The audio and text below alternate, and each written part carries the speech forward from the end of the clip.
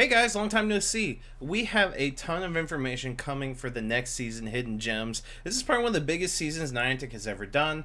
We can't just cover it in small short videos like I have been doing on the channel, but let's go over this and dive into it a little bit deeper than normal and see how good is this season really going to be. Let's get into it.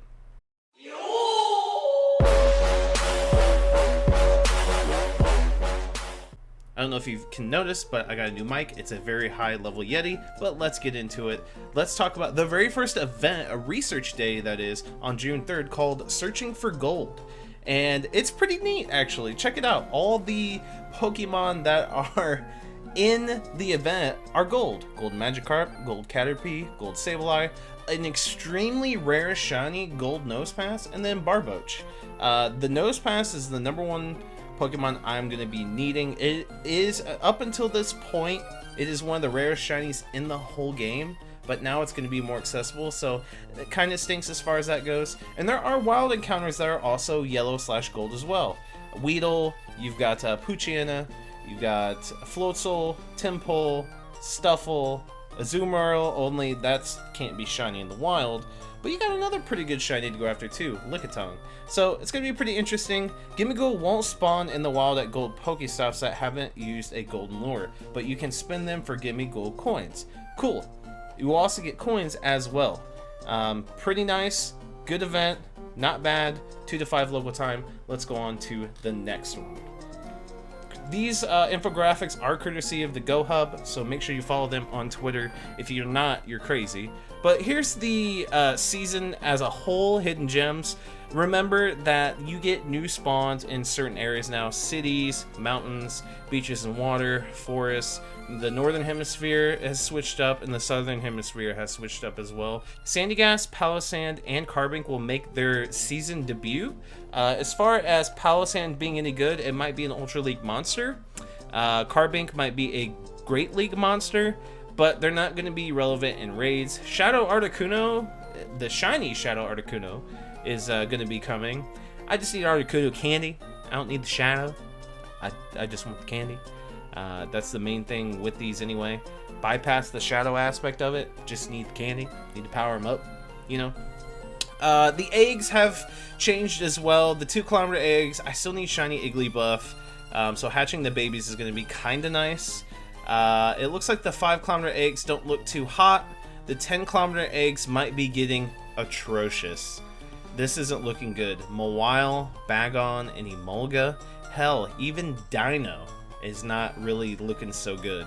The 7-kilometer eggs look like they're remaining the same, and they're probably going to be the best eggs to hatch overall. And thankfully so, because you can control those. You can get those in your eggs. Or, excuse me, in your bag by just opening gifts as long as you have open slots. Still very good eggs to hatch. Now, the bonuses are back to the really good ones. 1 additional special trade per day, 1 additional candy for trading, and 1 guaranteed XL candy when trading. This is the best bonus for any season we've ever had. We've had them in the past, but I'm just saying this bonus right here, this is the best. Previously, a seasonal bonus increased damage from raiding remotely is now a permanent feature. Okay, it's been permanent up to this point to begin with.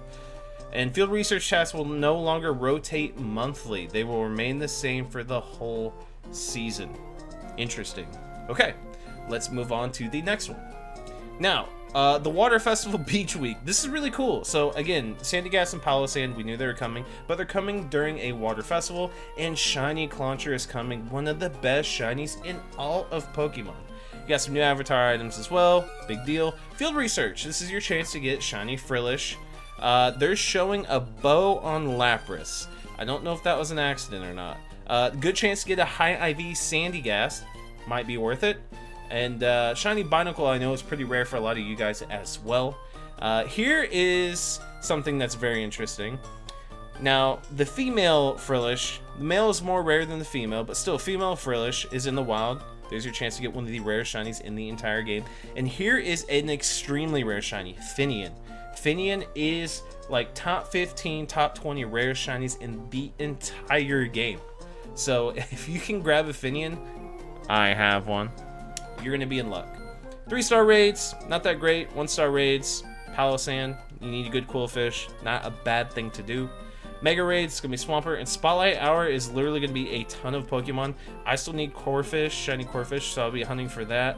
I'll be getting Crabrawler candy, probably. Honestly, I'll probably be farming all these, to be honest with you. But more specifically, Clauncher and Corphish, because I need those shinies. Clauncher being a new one.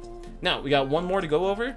You've got the events as a whole, more specifically like the raids and whatnot. So what's cool is that the Lake Trio is going to be coming back out and around the world. Now, yes, remote raids are super expensive right now.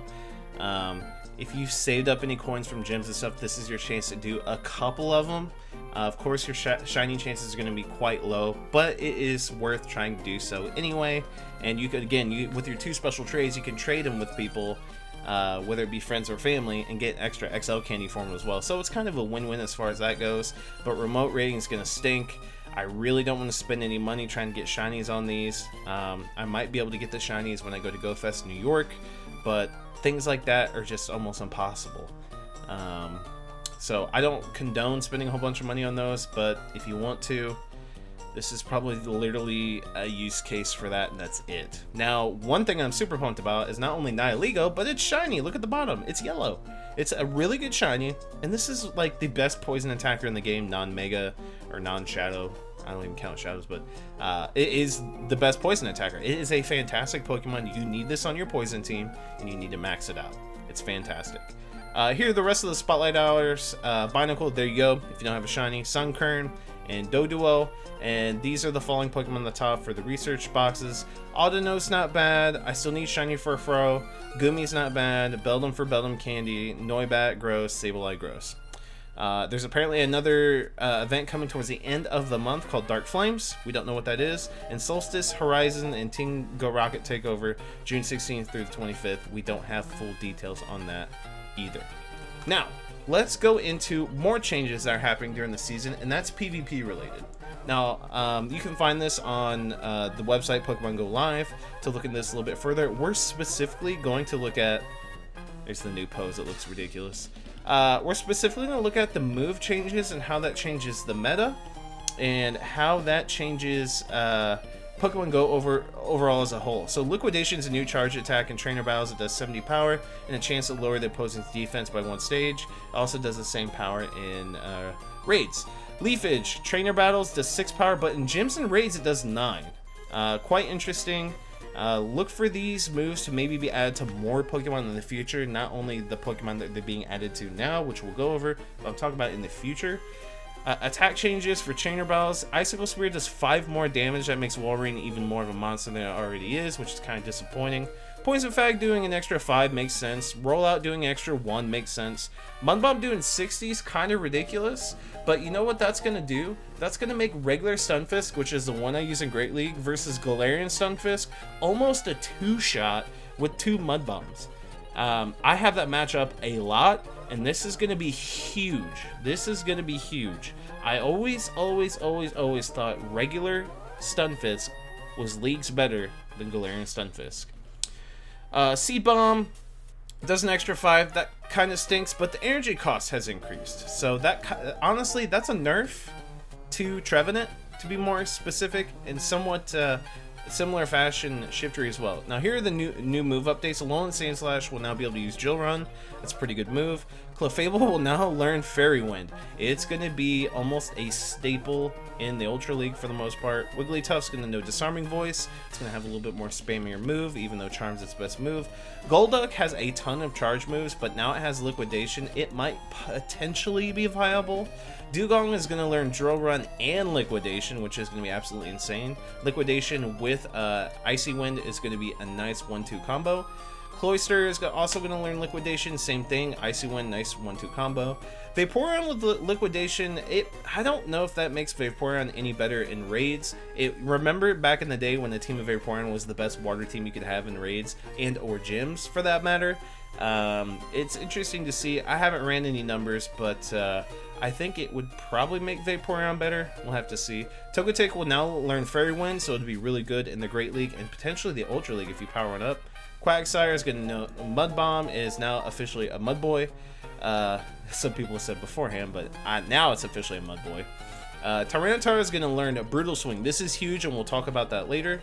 Cradily is going to learn Rock Slide. Nothing really changes. Armaldo learning Liquidation is quite interesting. I'm curious to see how the meta shakes up for that.